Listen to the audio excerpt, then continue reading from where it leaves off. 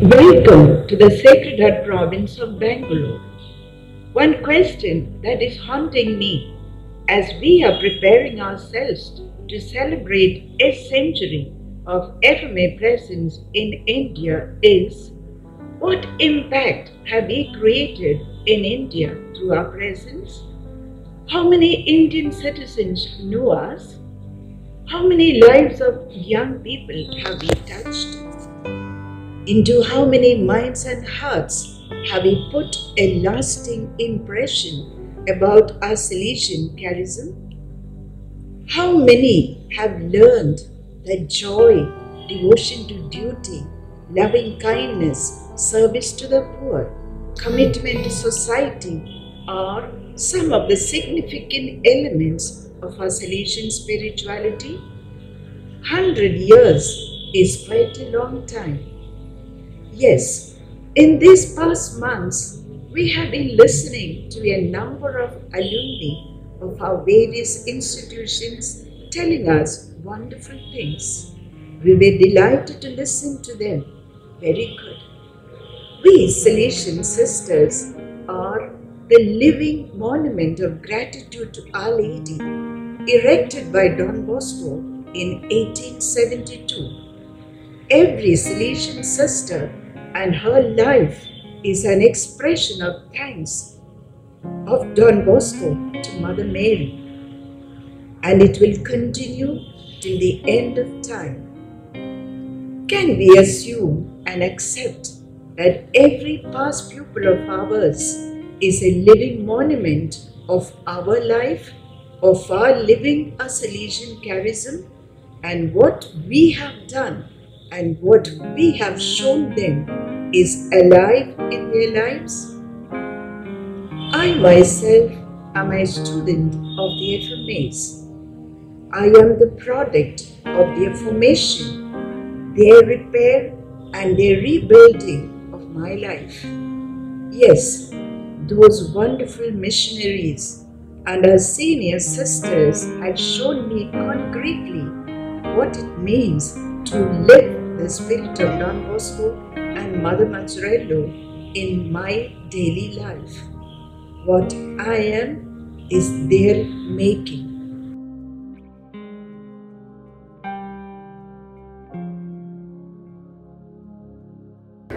Those school days were really memorable days, and I still remember, more than the academics, the moral science classes which had taught us the values of life, and it has always helped me to take wise decisions during tough times. And the morning inspiring thought of the day during our assemblies, they all had a great impact in my life. I'm really thankful to my teachers and sisters who has always been there to help me. And even I could say that even after leaving my schools, I had always come up to Navajyoti school, and the sisters has always given a warm welcome during my tough times. I still remember I had used to have discussions with my dear Sister Elizabeth. Sister has always given me helped me to take wise decisions, and I'm thankful to all my beloved teachers and sisters. I'm always proud, and I always with happiness would say I belong to Auxilium Navajyoti school, because only if your roots are firm you can grow high. So my roots are intact in this school, and I will always cherish those lovely moments I had in my dear school. Thank you. Warm regards to all. Strength does not come from physical capacity. It comes from an intermittent will. You may wonder whom I am referring to. Yes, here we have one such versatile personality, Mr. Arun Mohan, the first batch pupil of our school, Auxilium Navajyoti, Kundamangalam. He has produced 100-folds the strength and vigor with his will and motivation, and its ripples make inspiration to many. At present, he is working at the State Bank of India, NIT Calicut branch. It's a great privilege to have you here, sir, and welcome back. How do you feel being here after a long while as a reputed alumnus? Thank you for the warm welcome. It's always an honor and a very special feeling to be back to where I belong to, the Auxilium Navjyoti School. Sir, you are the son of a great army officer who sacrificed his life in the Kargil war. Moreover, I heard that you were the best NCC cadet when you were in college. Definitely, I think it would have motivated you to join in the army. But why didn't you turn up to that side then? Actually, being a son of a brave soldier, it was always my dream to be a soldier and to wear the uniform. And I was traveling in that path. In college days I was in NCC, and then actually being a son, I had a responsibility to be with my mother, so she was always concerned that I should be here, being the only son. So reluctantly, but I had to make a decision, but happily I choose to be here with my mother and family.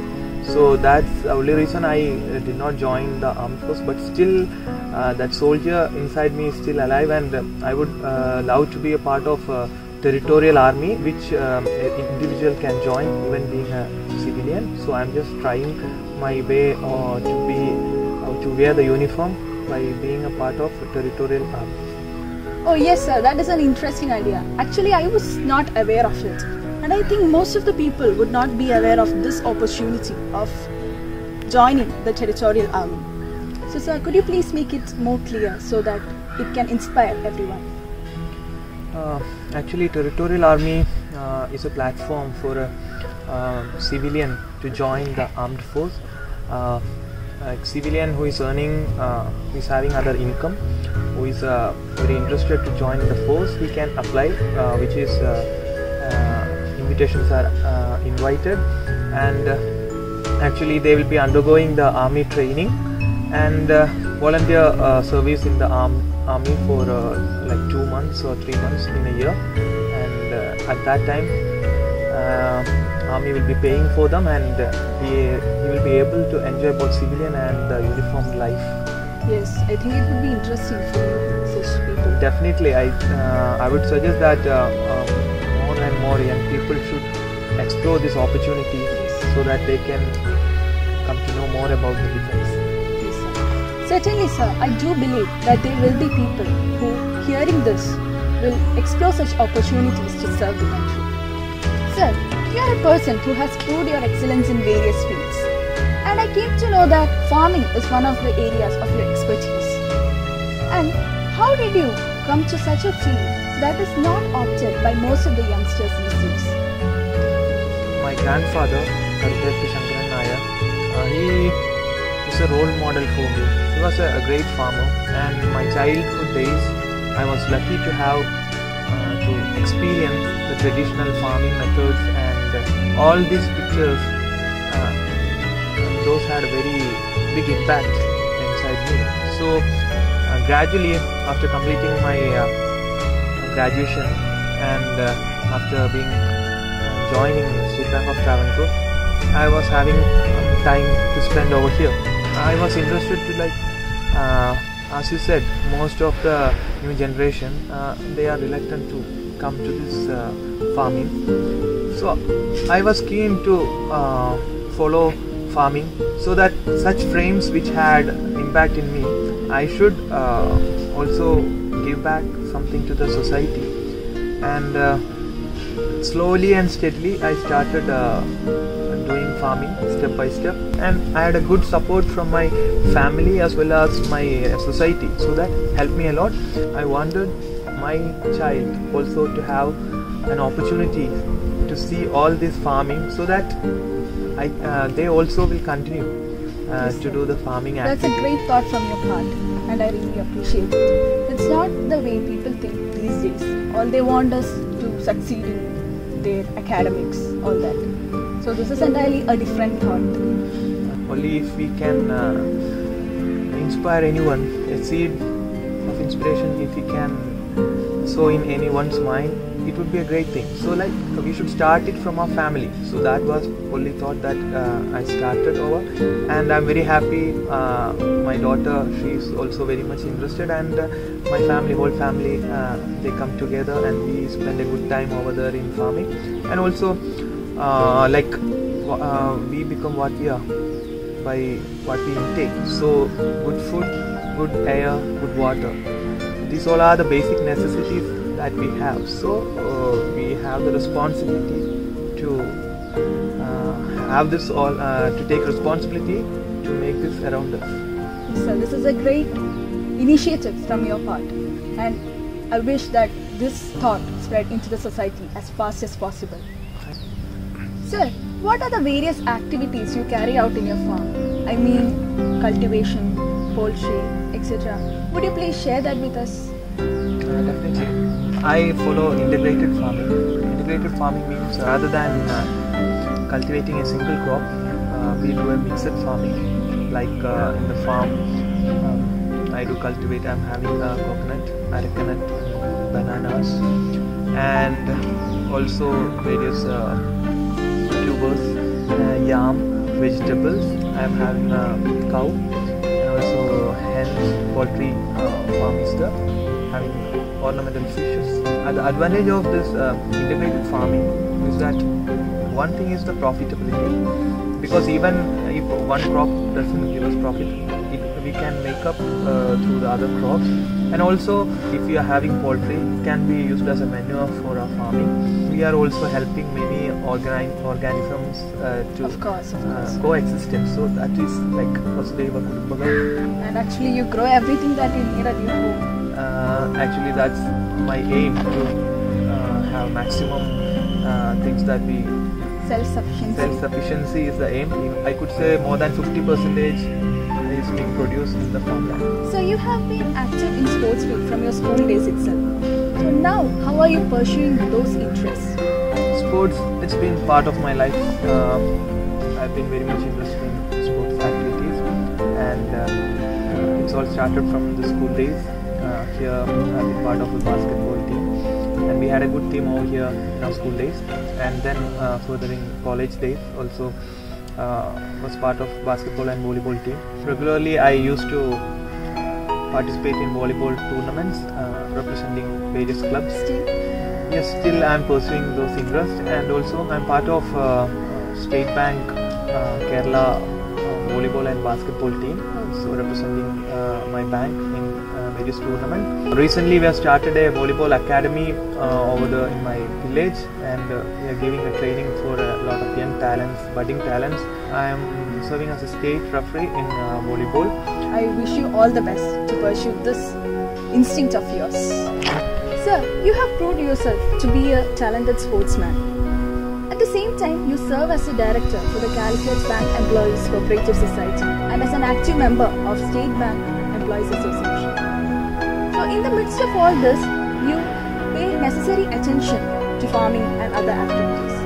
How is it that you manage all these tasks together when the vast majority of people find it onerous to be multitasking?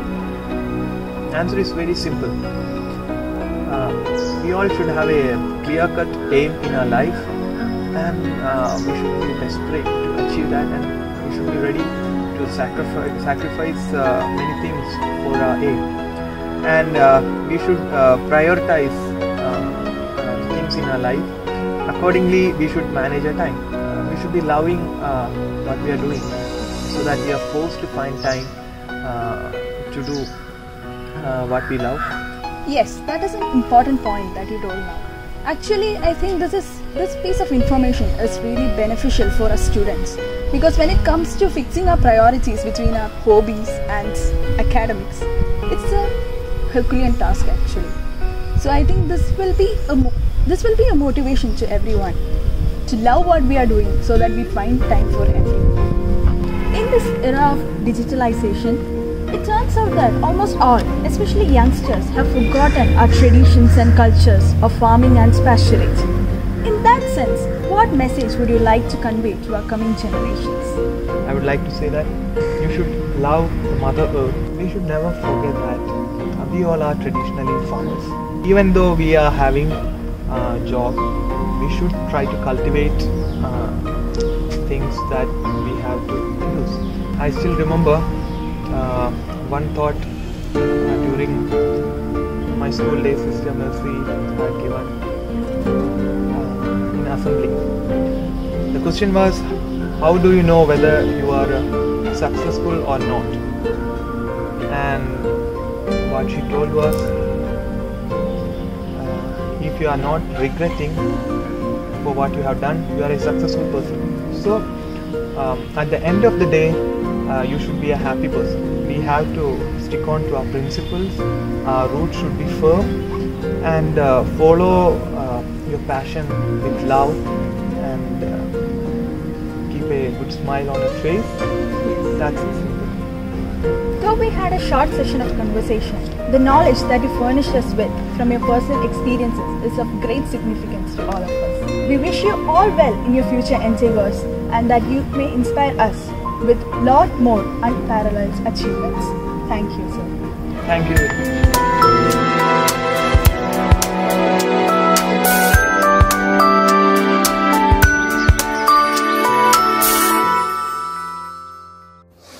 Hello everyone, I'm Nidhi Gibson, past paper from Auxilium Kottayam, 2004 ICSE and 2006 IEC batch.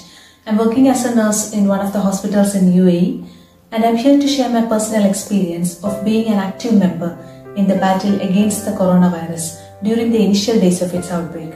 Also, how the experience from Auxilium helped me to withstand those situations. Throughout my career, for the past 9 years, I was working in the operation theatre as a nurse. So I did not have much experience in caring for critical patients.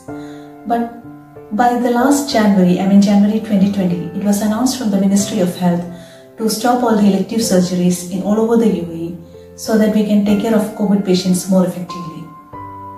So we, the OT nurses, were pulled out from the theatres and sent to various critical care units. There I met a patient who was just diagnosed to be COVID positive, and he was critically ill. I was really shocked because I did not have any idea of how to take care of a patient in the critical care. I started complaining about my work in the hospital as well as at home.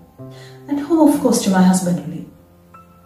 Initially, he did not say anything for that, but later on, when he understood that my frustration was increasing day by day, he said, "Okay, it's up to you. I will never force you to go out to work. It's up to you. The final decision is yours whether to continue with the job or not. But just remember one thing, not only UAE or India, all over the world the situation is same, and the service of medical professionals are required everywhere. So resigning from my job in such a critical situation will be just like cheating myself and my profession." I was really struck with his words, and then I started recollecting what I learned from my college as well as school. And then I realized that it was from Auxilium I learned how to face challenges. So being an Auxilian, I should not run away from such situations.